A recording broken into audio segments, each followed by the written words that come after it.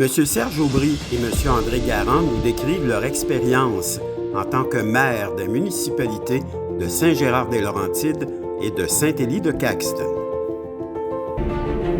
La première condition, il faut aimer ça. La deuxième, faites une carapace. Ça prend, je pense que ça, il faut être d'accord, ça prend un réseau. Tu sais, il faut que tu connaisses des gens, puis le député, puis envoie donc. Tu sais, le monde de la commission scolaire, les gens des usines, les gens de syndicats, pas que tu sois limité là, à juste la petite affaire. Il faut que tu connaisses un peu tout le monde. Dans une réunion, dans un comité privé, il s'agissait de se parler honnêtement, puis d'expliquer qu'on était là pour le bien de la municipalité. On n'était pas là pour notre bien personnel parce qu'on n'aurait jamais été là. Tu sais, on voulait aider la communauté puis faire notre possible. On disait, on va travailler ensemble. On a été élus par la population. L'intérêt de la population, il faut toujours prendre l'intérêt de la population. Qu'est-ce qui est mieux?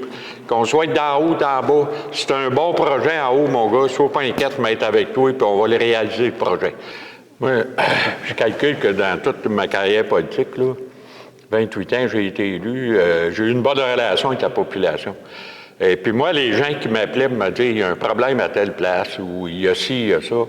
Je disais, regarde, telle heure, m'aller te rencontrer. Moi, j'allais sur place, j'allais voir les gens. Je regardais ce qui se passait, puis je leur disais, regarde, on ne réglera pas ça, là, c'est pas municipal ou c'est municipal. C'est municipal, bien, on va faire ce qu'il faut faire, puis ça. Puis je marchais comme ça tout le temps. Mais il n'y a pas personne qui m'appelait me dire j'ai un problème quelconque ou quelque chose que j'allais pas le faire. Mais il a raison. C'était la bonne façon aussi d'aller voir les gens puis de leur donner leur juste. Pas dire oui, c'est non, c'est non, c'est non, c'est tout. Les gens qui te parlent, puis des fois, il y en a qui sont agressifs. Écoute-les un petit bout, là. Laisse-les dire ce qu'il y a à dire. Attends le bon moment pour intervenir, puis... Mon père m'avait donné un conseil la première fois que je me suis présenté, quand j'ai été élu. Il dit, demain soir, tu sièges comme conseiller? J'ai dit oui. Il dit, regarde bien, oublie jamais ce que je vais te dire là.